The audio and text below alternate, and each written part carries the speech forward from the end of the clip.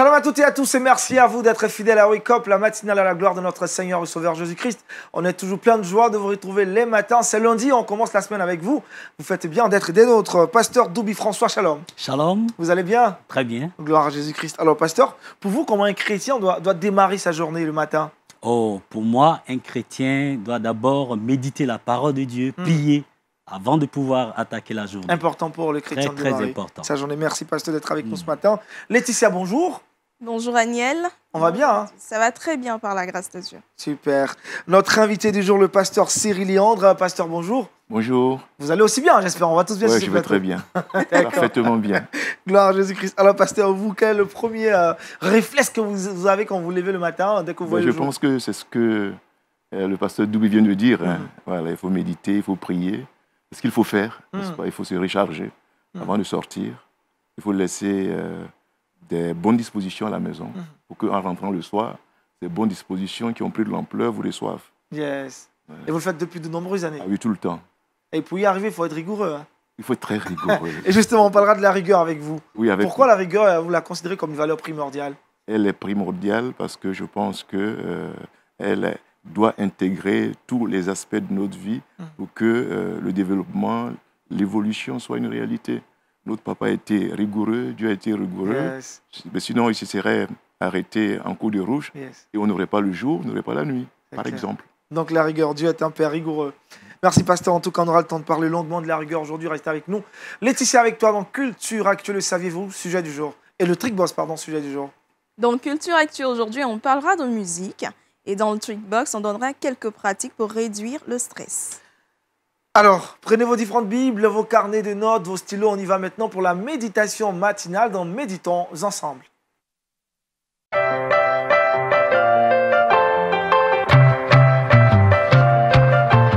Ce matin, l'exhortation a pour thème « Vivre avec un but éternel » avec le pasteur Doubi François. Allez-y, pasteur.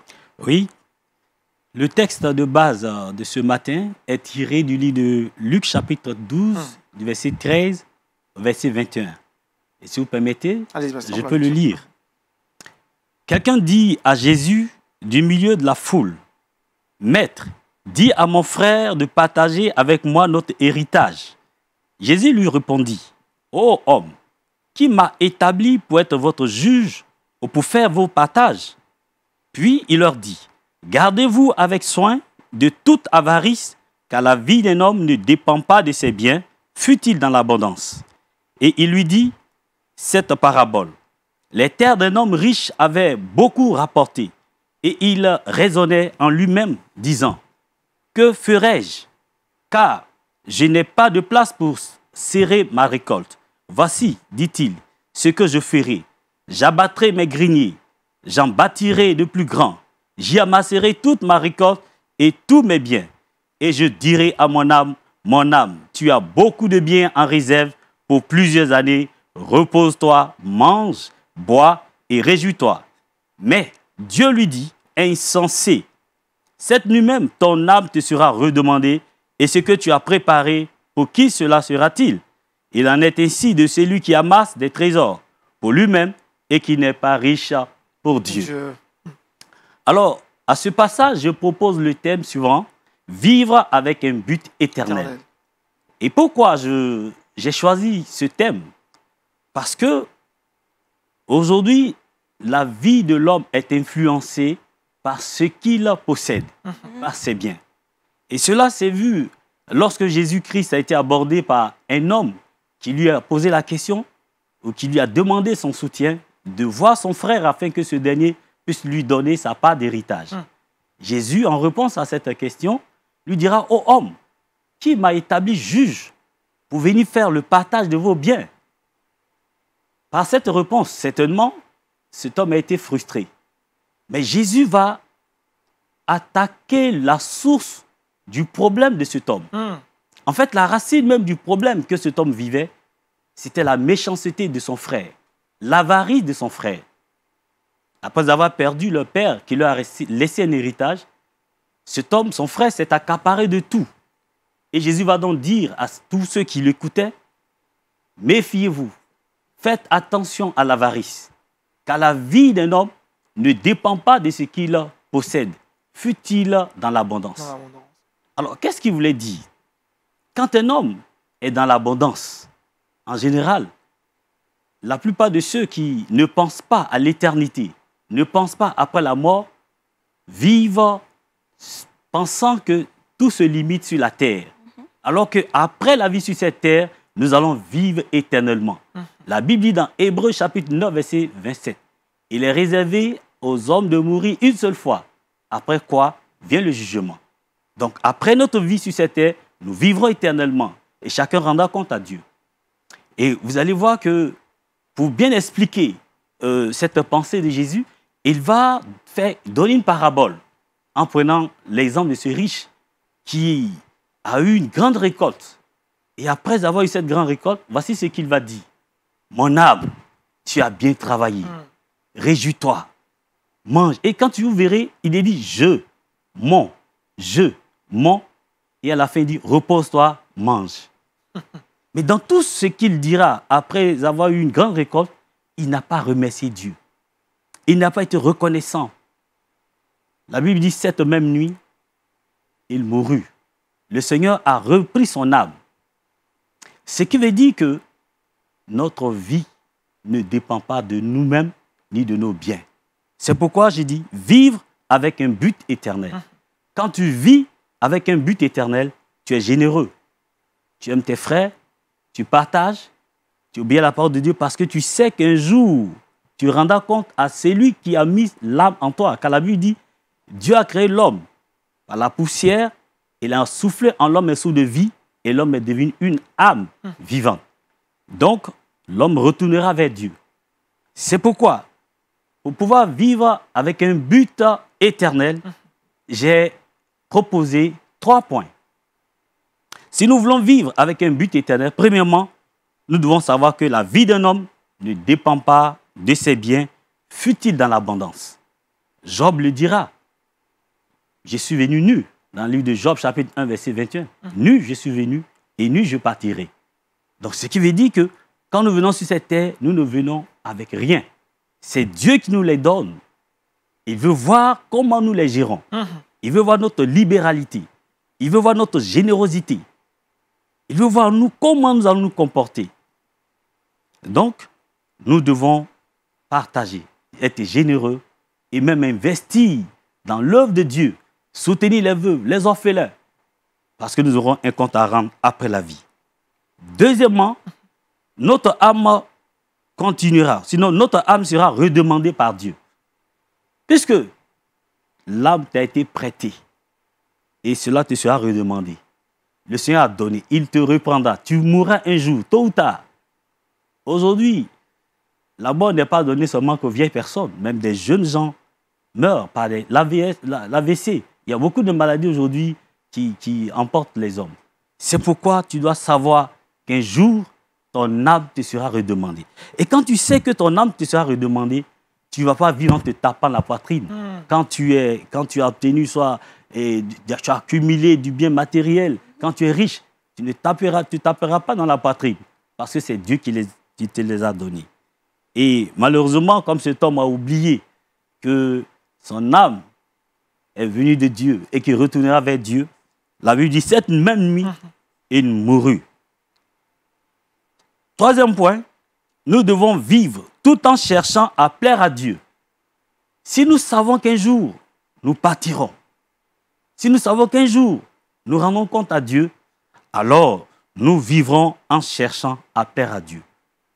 La Bible dit, dans le livre de 1 Corinthiens, quoi que vous fassiez, quoi que vous buviez, faites tout pour la gloire de Dieu.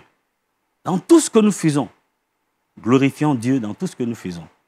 Et c'est pourquoi Paul va donner ses conseils à son fils spirituel, à Timothée, dans 1 Timothée chapitre 6, versets 17 à 19.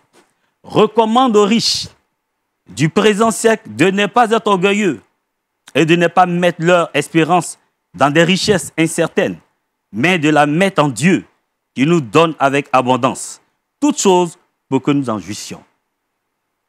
Recommande aux riches du présent siècle de ne pas être orgueilleux. C'est vrai, les riches aussi, on leur recommande de ne pas être orgueilleux, mais souvent aussi, il y a des pauvres qui sont aussi orgueilleux. Et donc, nous devons vraiment savoir vivre en faisant en obéissant ces trois propositions que je viens de proposer. Premièrement, la vie d'un homme ne dépend pas de ses biens, bien qu'il fût dans l'abondance. Deuxièmement, notre âme sera redemandée. C'est pour cela que nous devons toujours investir pour l'éternité. Troisièmement, nous devons vivre tout en cherchant à plaire à Dieu. Je vais juste terminer en faisant cette illustration.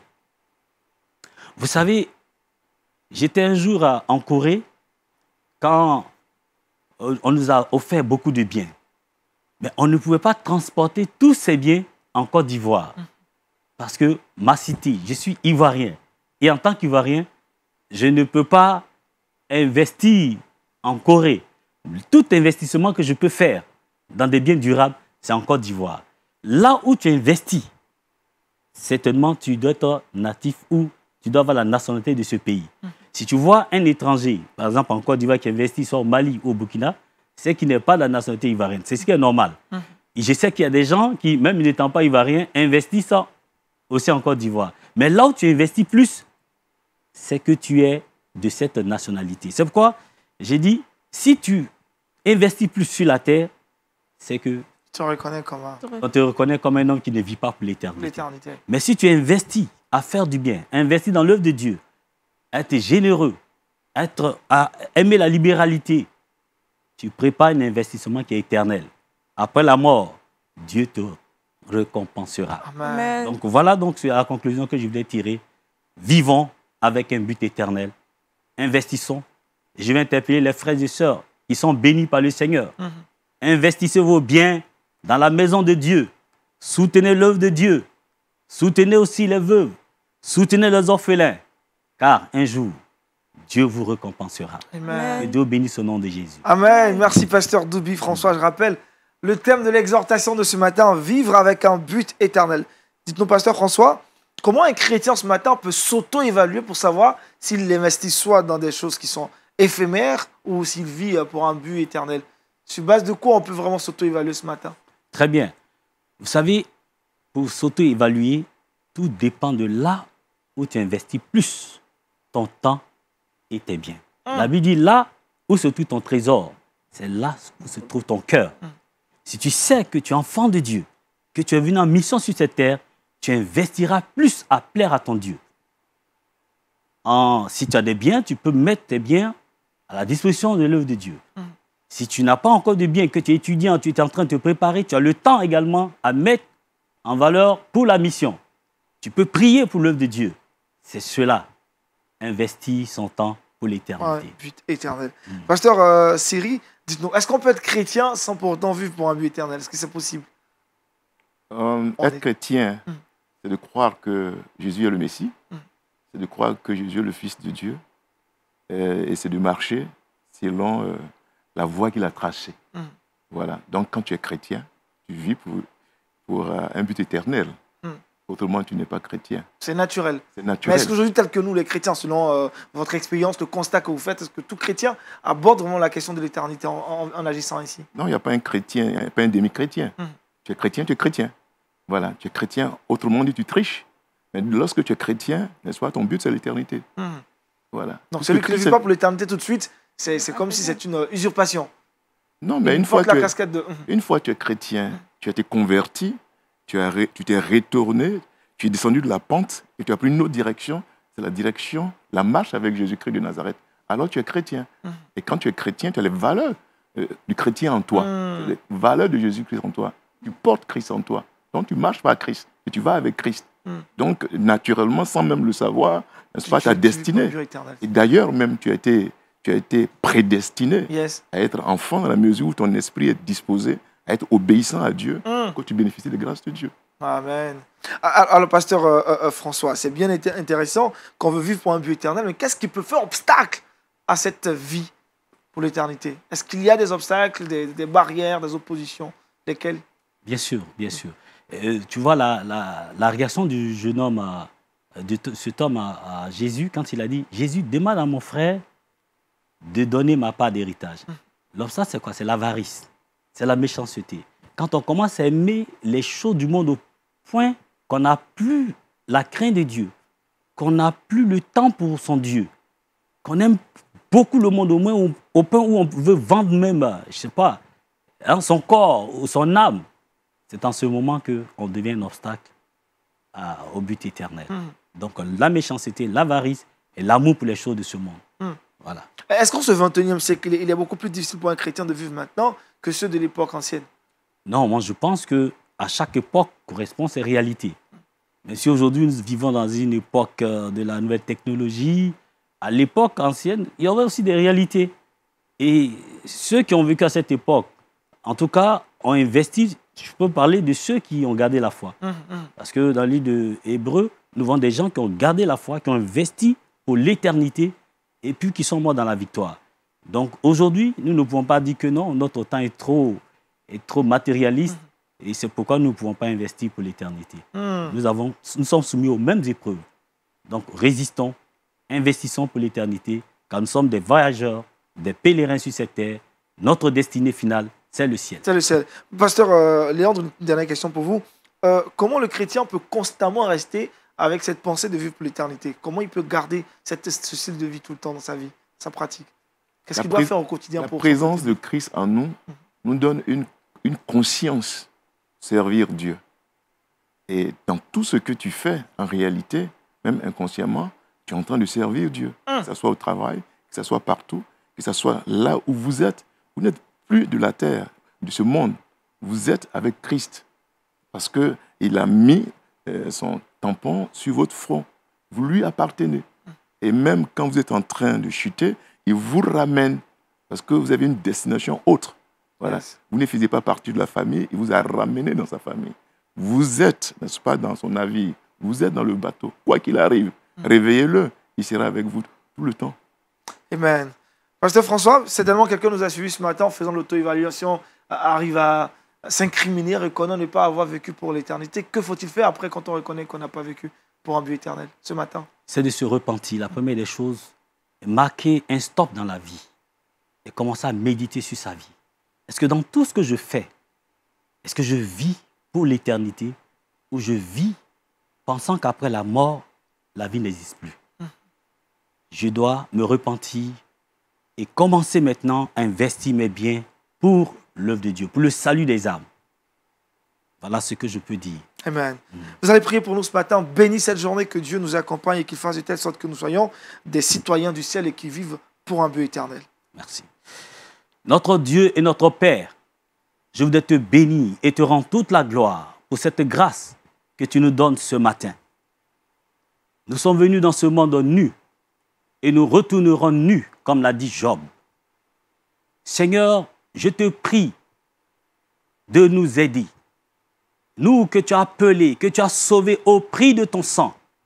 Donne-nous, Seigneur, de ne pas vivre comme cet homme méchant, avare, qui a refusé, Seigneur, de donner la part d'héritage à son frère. Donne-nous, Seigneur, de pouvoir reconnaître que tout ce que nous avons, soit en biens, les biens matériels, des biens financiers, que nous soyons conscients que Dieu, tu nous les as donnés pour une bonne gestion. Et nous devons les investir aussi dans ton royaume pour que, Seigneur, un jour, nous puissions être récompensés. Je prie pour mon frère et ma soeur qui, après avoir écouté ce message, se voient touchés. Seigneur, pardonne-lui ses péchés et relève-les, car ta parole ne vient pas pour condamner, mais pour pouvoir réveiller la conscience de ceux qui étaient en train de vivre pour les choses de ce monde. Car les choses de la terre passeront, mais ta parole ne passera pas. Je te prie, Seigneur, de nous aider à investir pour ton royaume, pour que nous ayons le bonheur, la paix et la joie. Dans le nom précieux du Seigneur Jésus, j'ai prié. Amen. Amen. Merci, pasteur Doubi François. Je rappelle le terme de l'exhortation, vivre avec un but éternel. Maintenant, parlons actualité culturelle chrétienne avec Laetitia dans Culture Actu.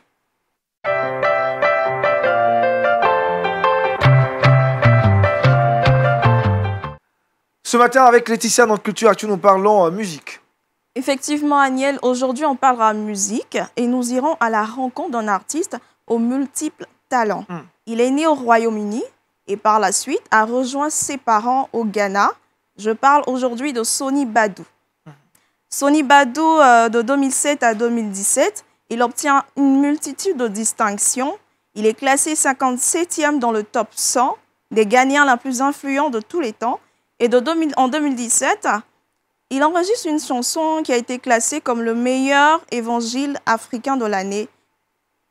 Sony Badou également a fait plusieurs collaborations avec des artistes, des chanteurs chrétiens, notamment, je vais citer rapidement Sissi Winans, Tasha Cobbs et plein d'autres artistes. En dehors de la scène musicale, Sony Badou est un auteur accompli. Il a à son actif plusieurs ouvrages, notamment The Ultimate Guide to the Praise and Worship et une série de quelques autres livres. À côté de cela, c'est un PDG qui a à son actif 10 entreprises.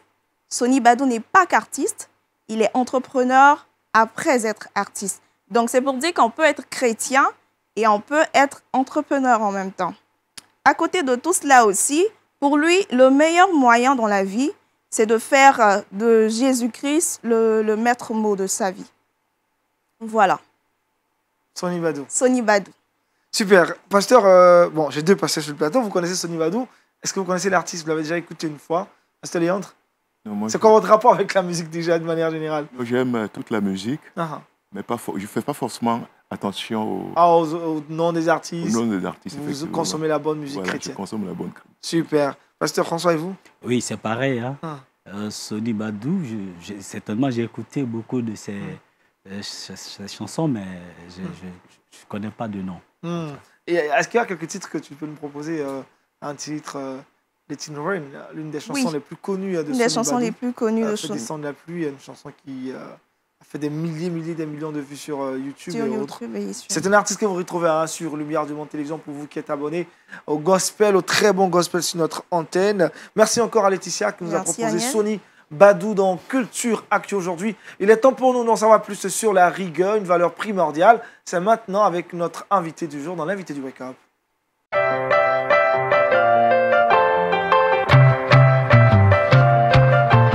Notre invité du jour, le pasteur Cyril Léandre, est conseiller technique au port autonome d'Abidjan. Il cumule plusieurs années d'expérience. Avec lui, nous parlons aujourd'hui de la rigueur comme valeur primordiale. Pasteur Cyril, dites-nous tout sur la rigueur, ses avantages et comment naturellement avoir une bonne vie de rigueur. Permettez-moi d'abord de dire merci à cette belle télévision. Et je voudrais vraiment rendre honneur à la direction qui fait du bon travail et puis aux expertises que vous êtes. Merci.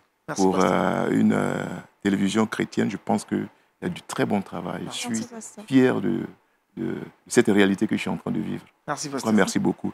Alors, la rigueur, une valeur utile pour la vie. Vous savez que nous sommes issus de la rigueur. Nous sommes issus de l'excellence, d'une excellence absolue. Voilà. Donc, nous portons en nous, n'est-ce pas, une graine de l'excellence. Nous portons en nous, nous-mêmes, une graine de l'excellence. C'est pour cela, d'ailleurs, tout ce que nous faisons, nous espérons avoir des bons résultats.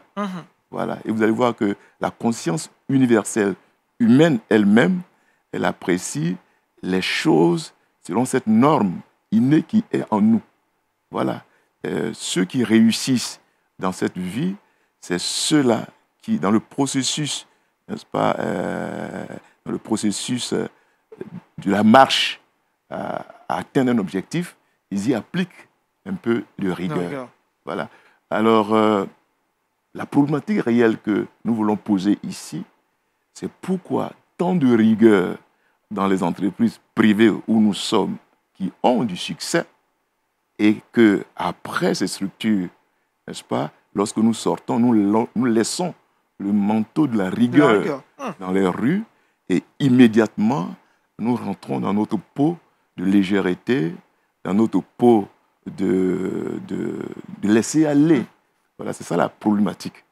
Alors quand nous voyons ce qui se passe dans les entreprises, d'ailleurs, il y a quelqu'un qui disait que ce n'est pas les voitures devant un restaurant, ce ne sont pas les clients qui font vraiment le restaurant, mais derrière, c'est la rigueur, c'est l'amour, c'est la passion du travail qui y est fait. Et quelqu'un autour disait, je crois que c'est Paul Valéry, le philosophe, qui disait que la rigueur, n'est-ce pas, enlève devant toi les obstacles. Alors, dans les entreprises, qu'est-ce qu'ils font? Ils ont une mission bien précise. par rapport à la mission, l'entreprise fixe des objectifs. Et pour atteindre ces objectifs, l'entreprise programme des activités. Les entreprises contrôlent ces activités. Ils évaluent ces activités. Ils font un bilan. Et ensuite, ils font des recommandations. Voilà. Et ça, vous allez voir qu'ici en Afrique, tous qui avons fait l'école des Blancs, n'est-ce pas, nous sommes jugés excellents dans les bureaux parce que nous les appliquons.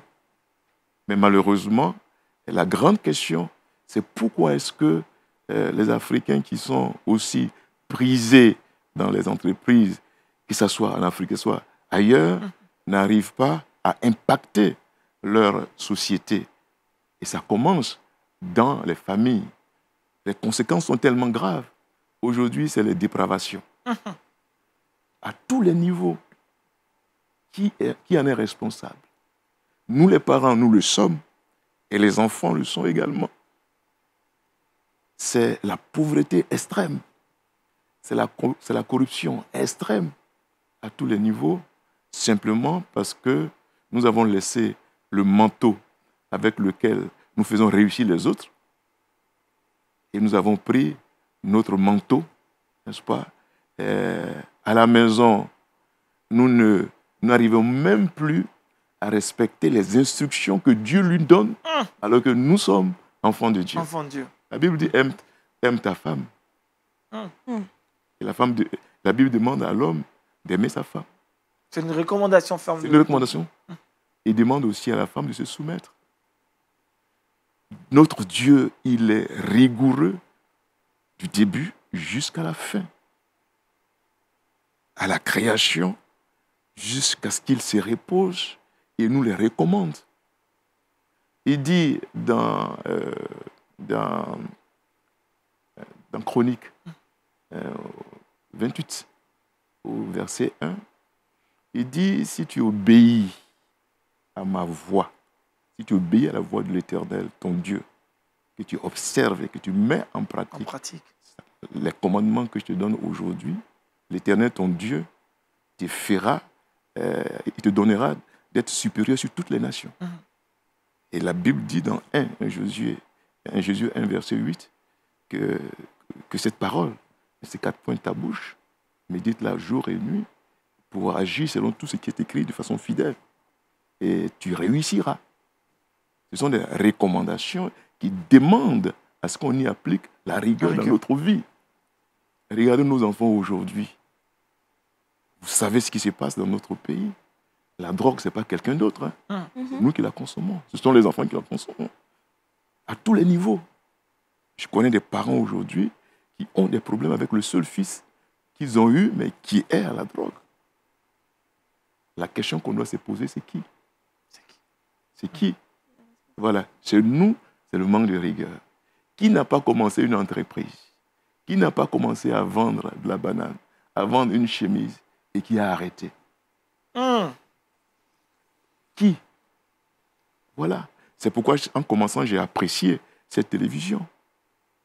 Je sens quand même qu'il y a ici un minimum de rigueur qui est observé.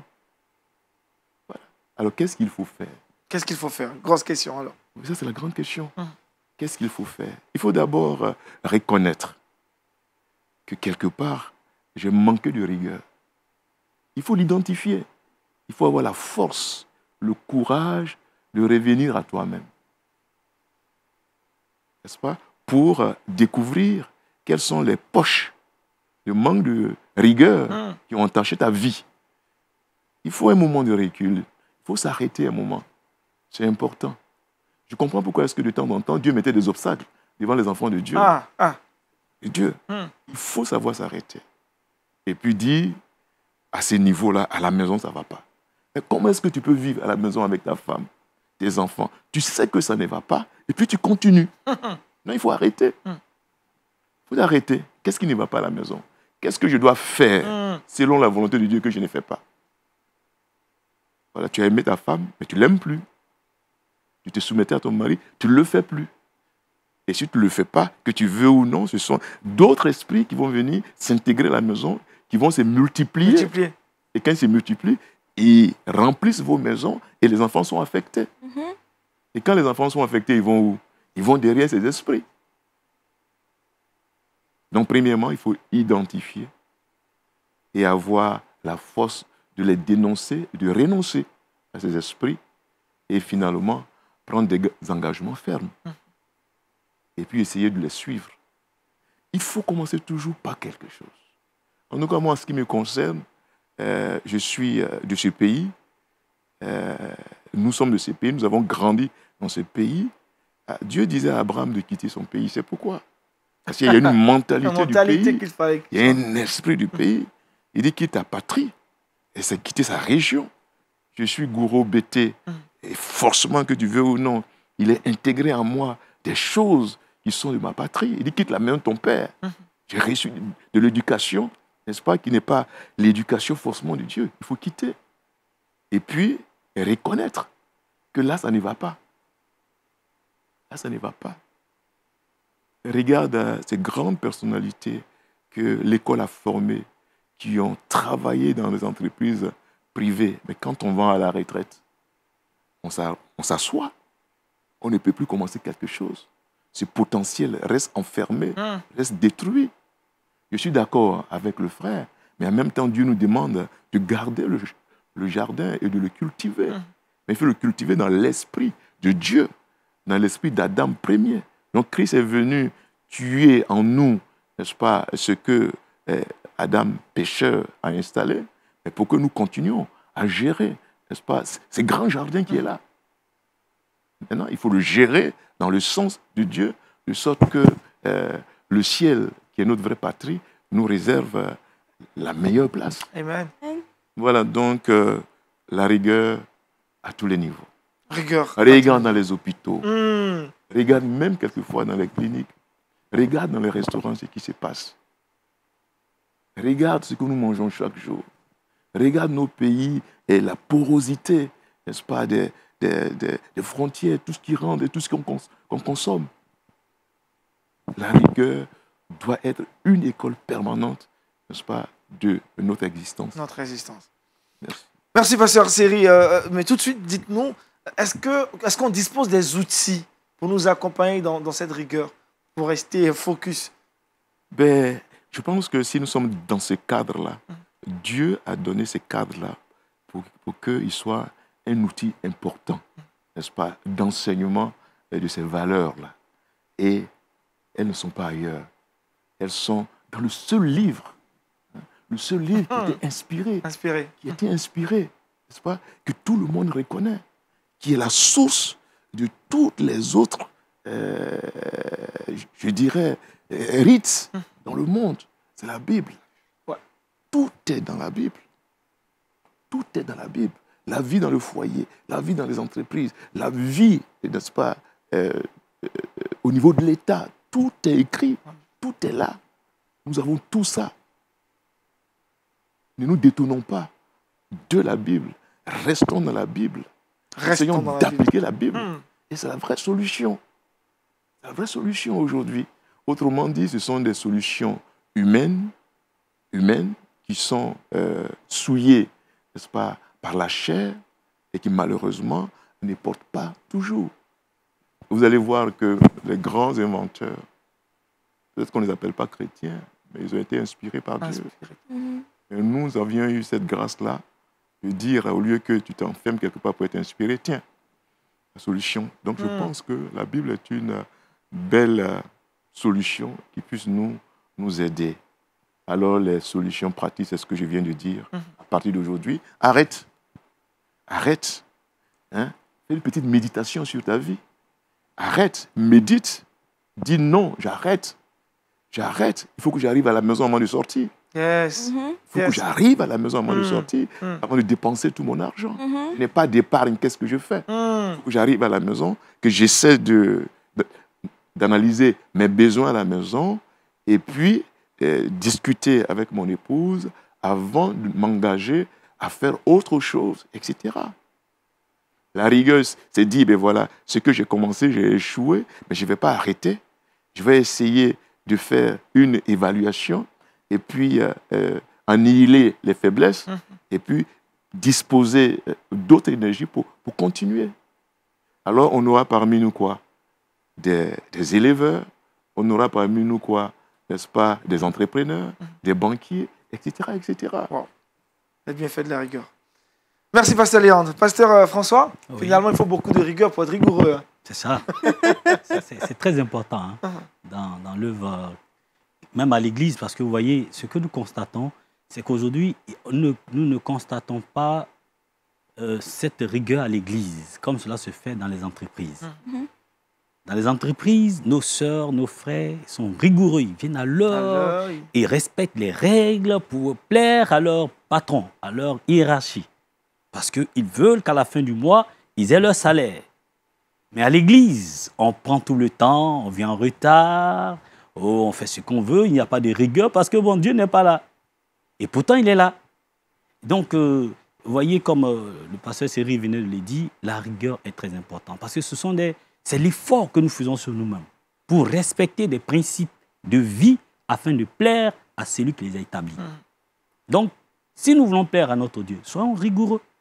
Si nous voulons plaire à notre patron, soyons rigoureux en respectant les principes. Et celui qui peut nous aider, c'est le Saint-Esprit. Soyons toujours remplis du Saint-Esprit pour avoir cette force de respecter. De respecter la rigueur. Laetitia? Tout a été bien. Rigueur, rigueur. Hein? Rigueur, rigueur, rigueur. Toujours la rigueur.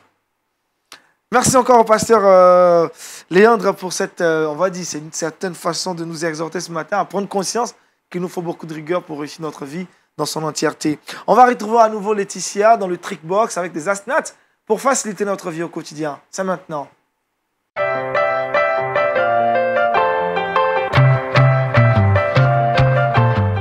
Laetitia, c'est le début de semaine et avec toi, nous parlons de quelques pratiques pour réduire le stress. Effectivement, c'est le début de semaine. La semaine dernière a été lourde, chargée. On a passé un week-end pour se détendre, mais on s'est pas vraiment détendu finalement. On commence une nouvelle semaine et pour ce faire, je viens aujourd'hui avec quelques petites pratiques pour réduire au maximum le stress.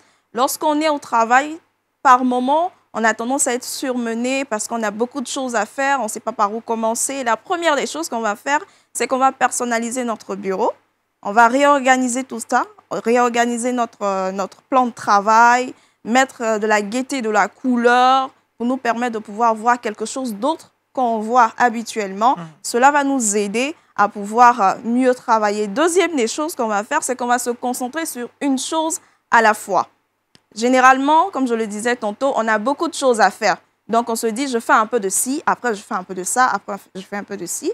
Mais on se rend compte qu'on n'est pas avancé sur notre travail. Donc, ce qu'on va faire, c'est qu'on va faire une chose, on la termine, on prend une deuxième chose, on la termine et ainsi de suite. On va voir qu'on se sentira beaucoup mieux, ça va aller plus facilement. Troisièmement, on va se réserver des plages horaires pour se détendre. On travaille tout le temps, mais il est important aussi de prendre le temps pour soi-même afin de pouvoir se libérer l'esprit. On passe tout le temps au travail, de 8h à 18h, pour d'autres même jusqu'à 21h, 22h. Donc, trouvons du temps pour nous permettre à nous-mêmes de nous relaxer, de nous sentir bien, voilà. Pas sortons avec nos amis, parlons, échangeons, ça va nous faire du bien et nous permettre de pouvoir moins stresser. Donc, merci Laetitia. Voilà. Rapidement, tu nous rappelles les 3 astuces? Les 3 astuces pour réduire le stress, pardon. Premièrement, on va personnaliser notre bureau. Deuxièmement, on va se concentrer sur une chose à la fois. Et troisième des choses, c'est qu'on va pratiquer, on va se réserver des plages horaires pour se détendre. Super. Pasteur Léandre, vous arrive d'être stressé? Et si oui, comment vous faites pour vaincre le stress? C'est quoi votre astuce miracle? Et voilà, avant de venir ici, je suis stressé. Parce que c'est la première fois que vous m'invitiez. C'est clair. Je suis un peu stressé, mais ce que j'ai fait généralement, comme la Bible dit que ne sais-tu pas que ton corps est le temple du Saint-Esprit et que tu ne t'appartiens plus à toi-même. Je demande à Jésus, est-ce que tu es là?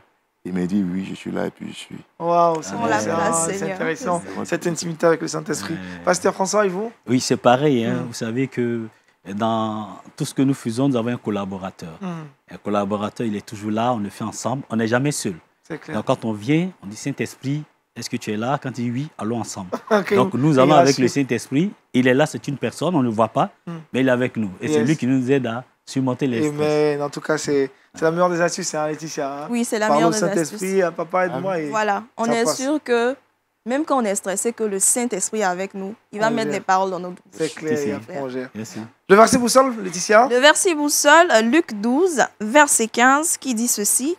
Puis il leur dit, gardez-vous avec soin de toute avarice, car la vie d'un homme ne dépend pas de ses biens futiles dans l'abondance. Futiles dans l'abondance. Merci donc Laetitia pour ce verset. Un verset en rapport avec l'exhortation de ce matin, vivre avec un but éternel. Merci pasteur François pour cette belle exhortation. Merci également au pasteur Cyril Léandre. On a été bénis par cet exposé sur la rigueur, valeur primordiale. Merci à Laetitia. Merci à toute l'équipe de production, de réalisation de Wake Up. Rendez-vous est pris demain, même heure avec Daniel Kragby. Une pensée pour toutes ces personnes qui nous suivent à Kinshasa, Matadi et Goma. Dieu vous bénisse, que Dieu soit avec vous toute cette journée. N'oubliez pas de suivre le programme de l'MTV, La vie chez vous.